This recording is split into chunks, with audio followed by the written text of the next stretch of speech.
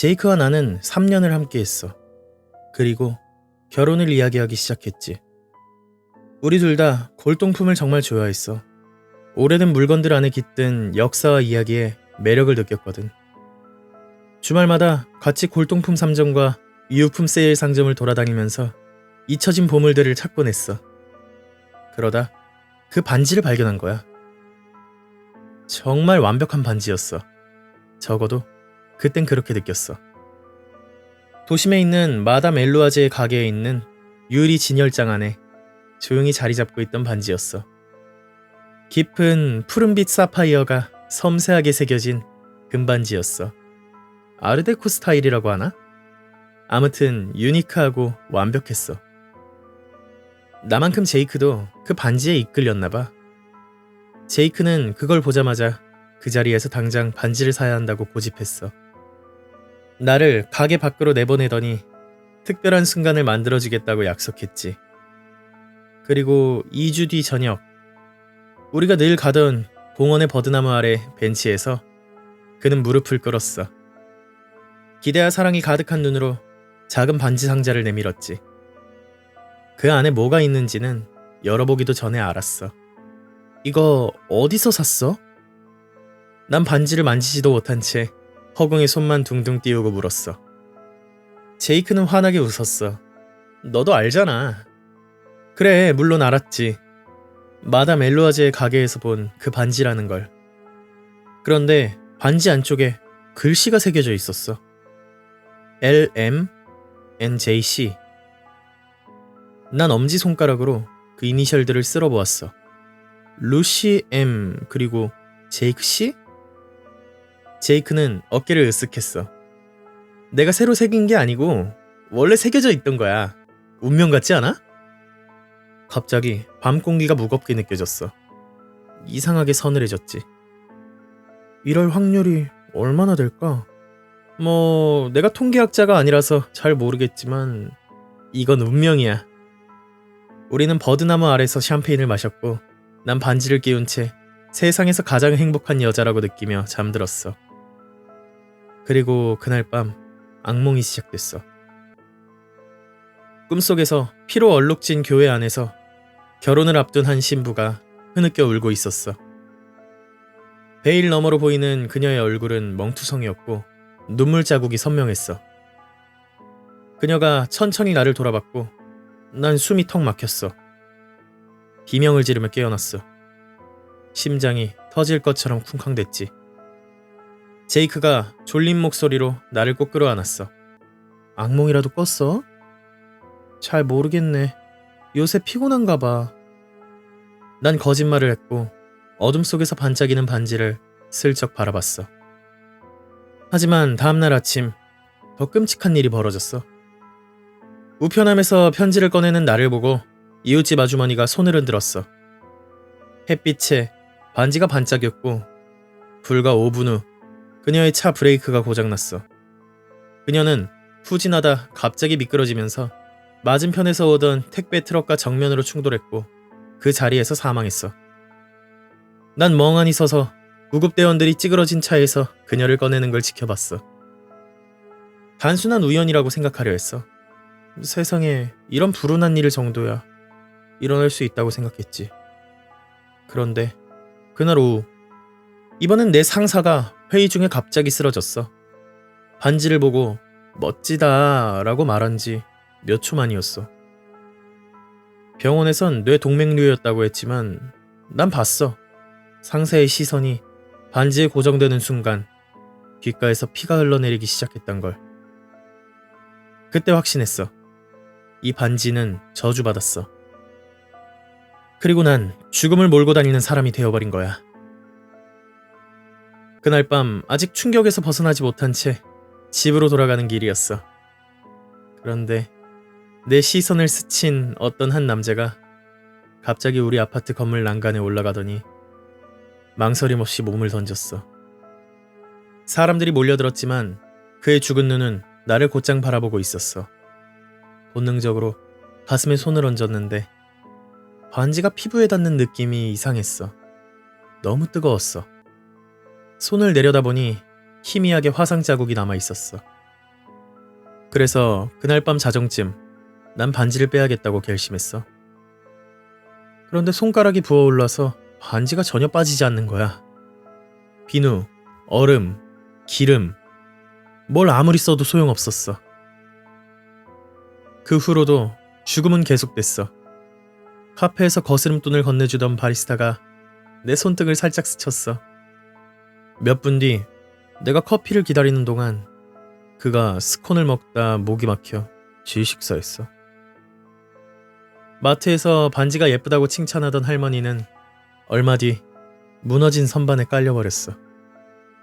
난 친구들과 저녁을 먹을 땐 일부러 손을 테이블 아래에 숨겼어. 하지만 멜리사가 꼭 반지를 보고 싶다고 졸랐지. 결국 반지가 빛을 받는 순간 독주를 서빙하던 웨이터가 걸려 넘어졌어. 고농도의 알코올이 여기저기 튀었고 함께 쓰러진 촛대의 불길이 순식간에 번졌어. 그 혼란 속에서 난 멜리사의 머리카락이 불타는 걸 봤어. 멜리사가 죽어가는 걸 멍하니 바라볼 수밖에 없었어. 그날 나와 제이크만 멀쩡히 빠져나왔어. 일주일 동안 8명이 죽었어. 난 필사적으로 반지를 가리고 생활했어. 외출할 땐 왼손을 항상 주머니 깊숙이 찔러 넣었지. 그러면서 이 반지에 대해 알아보기 시작했어. 이렇게 독특한 디자인이면 뭔가 사연이 있을 거라고 생각했어. 그걸 알아보는 데는 그렇게 오래 걸리지 않았어. 반지에 원래 있던 우리랑 같은 이니셜 LM, NJC. 이건 사실 리디아 M 그리고 제임스 C의 이름이었어. 그들은 1952년 신문기자였어. 결혼식 당일 신부가 살해된 채 발견됐다 라는 기사에 실린 사진 속 리디아의 손에 내가 낀 반지가 있었어. 그리고 그녀는 내가 꿈에서 본 바로 그 여자였어. 더 소름 돋는 건 제이크가 변하고 있었어. 예전엔 따뜻한 갈색 눈이었다면 지금은 점점 유리알처럼 텅 비어가는 느낌이었어. 가끔 그가 반지를 바라보는 걸 보면 되게 눈빛이 이상해 보였어. 소유욕? 갈망? 뭐라고 설명할 순 없는 이상한 표정이었어. 반지 때문에 일어나는 죽음들에 대해 이야기하면 제이크는 그냥 우연이라고 넘겨버렸어. 반지가 어디서 온 건지 조사해보자고 하면 빠르게 화제를 돌렸지. 그래서 난 혼자 조사하기로 했어. 도서관을 뒤지고 지역 역사 보존 협회를 찾아가면서 리디아 제임스에 대한 기사를 더 찾아냈어. 그들은 고등학교 시절부터 연인이었대. 제임스는 이 반지를 자신의 영원한 사랑의 증표로 리디아에게 줬고 반지는 제임스 집안에 대대로 내려온 가보였어. 그런데 그들의 결혼식 당일 밤 끔찍한 일이 벌어졌지. 리디아는 신혼여행 스위트룸에서 목이 졸린 채 발견됐어. 제임스는 실종됐고 신문에선 몇 주 동안 추측만 무성했어. 제임스가 범인이어서 도망쳤다든지 아니면 둘 다 강도를 만났다든지. 그리고 6개월 뒤 제임스의 시신이 발견됐어. 근처 강가에서 50마일이나 떠내려온 상태였대. 그의 차는 다리 위에 버려져 있었고 경찰은 자살로 결론을 내렸어. 조사를 하던 중 리디아의 사촌이라는 한 노파를 알게 됐어. 그녀는 도시 외곽의 한 요양원에 살고 있었지. 그녀를 찾아가서 반지를 보여주자마자 눈이 휘둥그레졌어. 이걸 당장 없애야 해. 이건 제임스 증조 할머니의 저주를 받은 물건이야.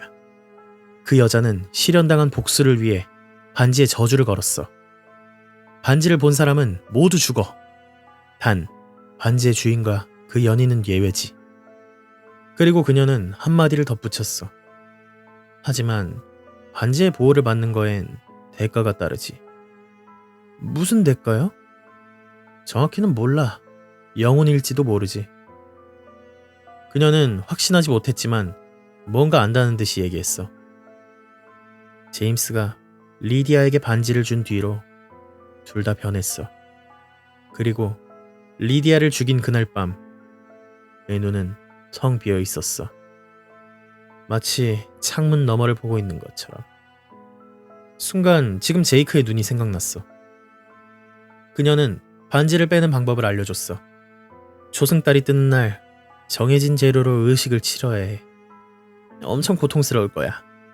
하지만 그게 유일한 방법이야. 새로운 초승달이 뜨는 날, 난 준비를 마쳤어. 제이크는 낯선 눈으로 날 지켜봤어. 난 그녀가 알려준 혼합물에 손을 담갔어. 극심한 통증이 밀려왔고 피부가 타들어가는 것 같았어. 하지만 반지가 조금씩 느슨해졌어. 마지막으로 있는 힘껏 잡아당겼을 때 반지가 손가락째로 빠져나왔어. 손가락은 마디에서 깨끗하게 잘려나갔고 피가 쏟아졌어. 하지만 이상하게도 난 안도감밖에 들지 않았어. 반지는 분노하듯 푸르게 빛났어. 제이크가 반지를 움켜쥐려 했지만 내가 더 빨랐어. 난 반지를 천으로 감싸 7번 붉은 실로 묶었어. 우린 도시 끝에 있는 다리로 갔어. 갈수록 주머니 속 반지가 무거워지는 것 같았어. 주머니 속에선 뭔가 긁는 소리마저 들리는 듯 했어. 다리 한가운데 캄캄한 강물을 바라봤어. 정말 확실해? 제이크가 물었어. 난 붕대 감은 손을 쥐며 고개를 끄덕였어. 이젠 끝내야 해. 작은 물방울이 떨어지듯 반지가 껴진 손가락은 강으로 빨려 들어갔어. 잔물결이 퍼지더니 곧 아무 흔적도 남지 않았어. 그날 이후로 3주가 지났어. 아무도 죽지 않았어. 제이크도 원래 모습으로 돌아왔어. 하지만 우린 다 기억해. 가끔 다리를 건널 때면 둘 다 아무 말 없이 강물을 바라봐. 그리고 밤이면 난 꿈을 꿔. 강바닥에서 천주머니가 점점 진흙에 묻혀가는 꿈.